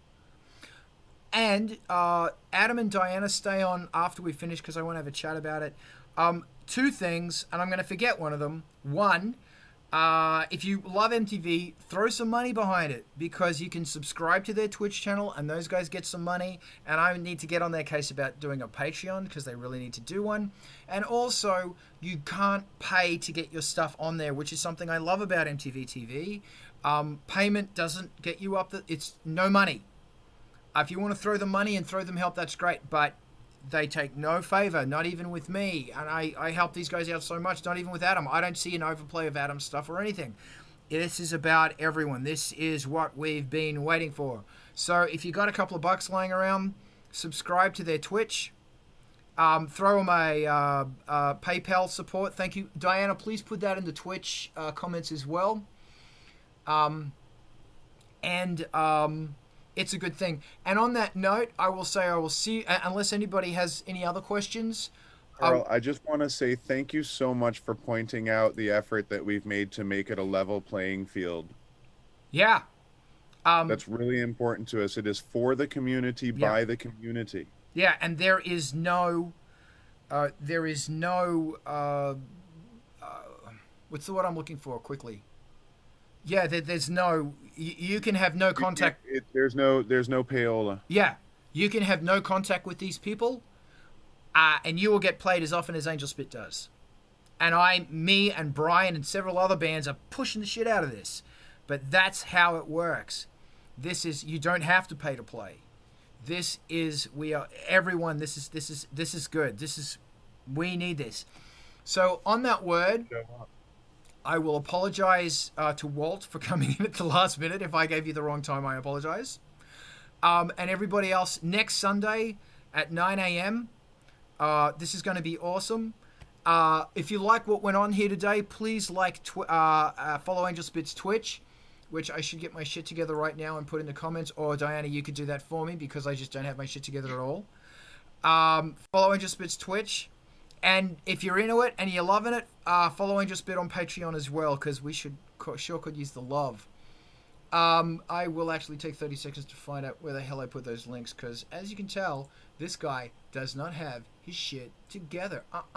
He doesn't have his shit together. That was terrible, Carl, and you need to stop right now. Boom! That's Angelspit's Twitch. I just put it in the Twitch feed. This is ironic. Why did I do that? Technically speaking, you don't need to do that, but I did. And remember, all of this madness happened because of these incredible people on Angelspit's Patreon. And here's Angelspit's Patreon. And most of the stuff there is free, and it will be eventually for free. But if you want to help me keep this madness going, it costs you $3 a month. But you're not obligated. So on that, I'm going to say thank you. You rock. This time next week, and Diana, will you please hit the raid button, and we're going to raid to MTV TV right now because there's something amazing going on. Yeah, rock. I do have an MTV TV sticker, but it's somewhere else. Rock. And there's a thank you to all the Patreon people who are amazing. All right, we're done.